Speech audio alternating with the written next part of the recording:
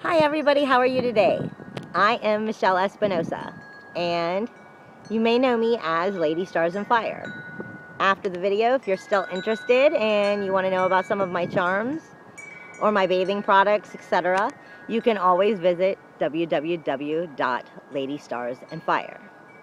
But today, we're here to talk about empaths, our gifts, and our body. See, there are always going to be those out there who are not open-minded, who are just going to be like, you don't have gifts, you're crazy. Yeah, you're going to hear that. But they couldn't be more wrong. The thing is, let's go back to the word empathy. What does that word mean? Well, empathy means the ability to feel and understand something or someone. Well, I mean, it's simple. We do this all the time, don't we? I mean, between movies, between our songs, just friends. I mean, you feel happy for your friends and your loved ones, and you feel sad for them. Things happen. They make us cry. Movies, songs make us cry. Well, that's the ability to feel. That's what empathy means. Where do you think empath comes from? See, it's not that you have a gift. It's that we all are a gift. It's that simple. Just some of us might be a little better at it at first. Some of us don't really have to work at opening our gifts. Some of us found it a little more naturally, where some of us have to really actually work at opening them. We are all different, yet we are all connected and we're all the same. But every single one of us have a different personality. Every single one of us have a different way about us. I mean, we don't look the same. Why should we act the same? So why should our gifts be the same? Some of us feel a little easier. Some of us might hear a little better. You know, other people's projected thoughts or feelings. Some of us just sense them easier. That doesn't mean that they're better at it than you. That just means they figured it out a little quicker. That's really all. It depends on how open-minded you are, along with you're willing to try and work on it. I mean, we all have the same 24 hours in every day. So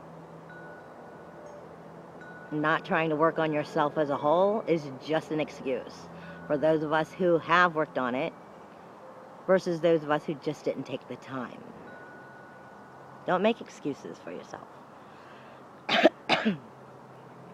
You may have felt your empath and not even known it. It's what I call the cesspool.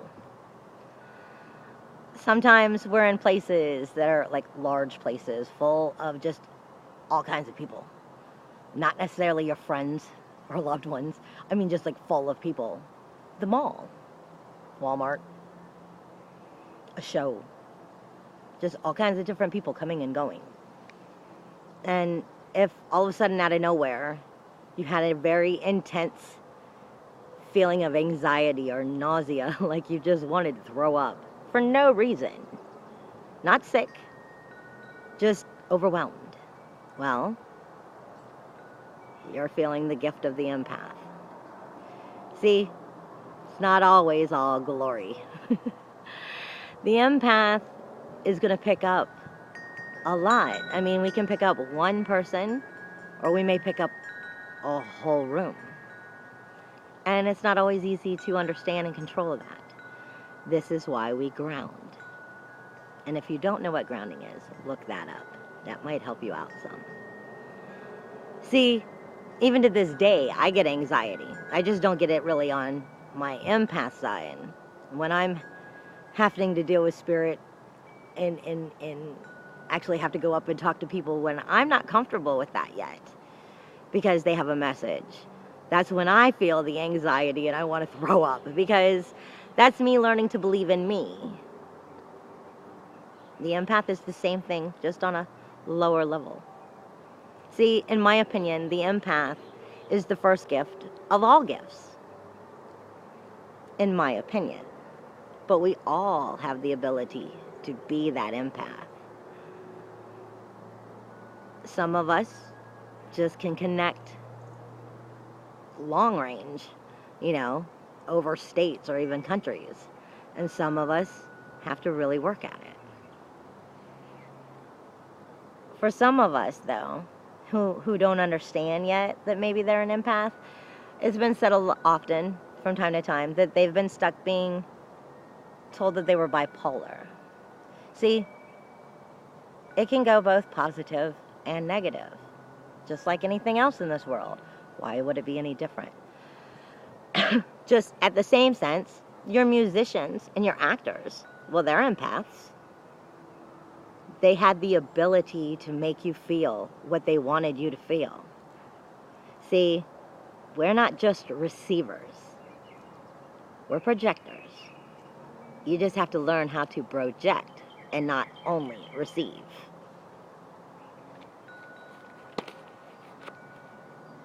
That takes, quite honestly, learning balance. Your personal body, your balance. Your right brain and your left brain. Your right brain controls all of your left side of your body, and that's your creative side, your love side, your emotional side. While your right brain controls all of your left side, and that's your logic. When we start to understand our body is not just our body, it's a tool. Our body is a tool given to us to work with our soul to help us be the better us, the complete ability of who we are when we connect them together and we work together as one. When we start to understand the different frequencies we feel, the different emotions we feel, when we start to realize this is not my emotions. Oh no, I'm in the cesspool and I'm feeling all these mixed up people, and okay, I gotta go away for a minute and breathe. And sometimes it's a good thing. Sometimes, you're feeling wonderful thoughts off of others. For me, my empath, I use that for healing. Sometimes people in their own lives, even for me, I can't tell you what's going on in my own life because I'm emotionally driven and involved in my life.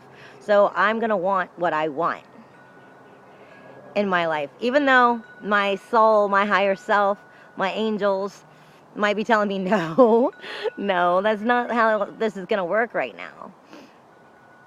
So somebody else may be able to help me when I have personal problems, which is exactly what I do with everybody else other than myself. Because sometimes I don't want to listen to myself. I mean, we're all like that. But when I can see that people who I know, or even don't know, are emotionally upset, sometimes they just need somebody else to help them sort it out.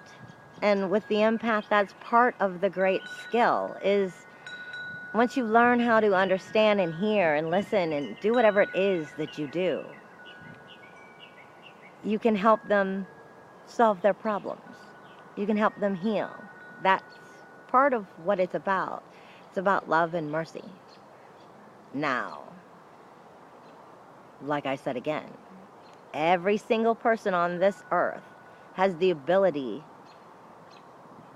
to be that empath. There are negative empaths out there, and they are going to use it and prey on people. They're going to prey on people to get what they want because they prey on their emotions so that they can get what they want out of you. I'm sorry, that's the way life goes. Those people who have those skills sometimes use them for bad. That's why it's important for you to learn your empath. because you need to know when somebody is doing that and be able to go, no, no, no, I see right through you. No, no, no, no, no. I'm not going to allow this. See, like I said, our left side of our body takes in information. It is our creative side. And our right side of our body is our logical side. So sometimes we have to balance this. We feel different frequencies in our hands, our knees, our feet, our shoulders. All of that has to do with what you have to learn. Only you can learn what your special little connections are that help you figure out you, outside of grounding and separation. And then you can start to learn how to work it properly to help others. But remember, just like everything else in this world, you manifest everything that you do. So whether you're using your empath as a positive or as a negative, manifestation has its ways. It's like a boomerang. It's not a frisbee. You're not going to toss it out there and it goes straight. It returns to you just like a boomerang.